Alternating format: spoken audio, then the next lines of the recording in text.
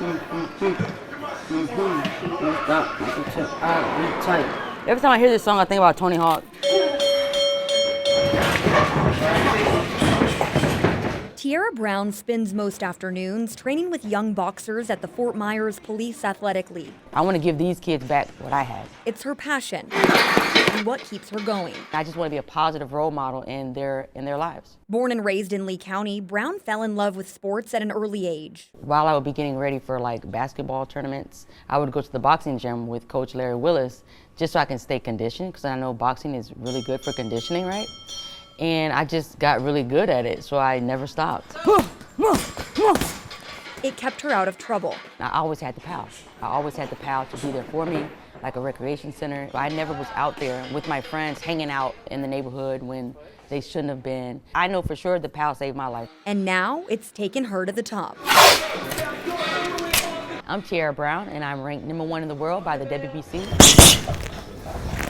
She is currently the top-ranked featherweight boxer with a record of 18 wins and 0 losses, with 11 knockouts, and gearing up for a fight against the reigning world champion, Skye Nicholson, down under in Australia. It's the belt I've always wanted since I was a professional fighter.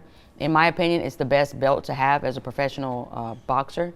And the fact that she has it, she's Australian, I know I'm gonna win it and bring it back to America. It's been my dream. But taking the time to train herself for her big fight doesn't take her away from the kids at the PAL. My little munchkins, you know, I love them so much. They come, they tell me about their day, how school was, we see their grades, you know, we know what's going on. And exchanging jabs worldwide is just the icing on the cake of a career focused on being a positive role model.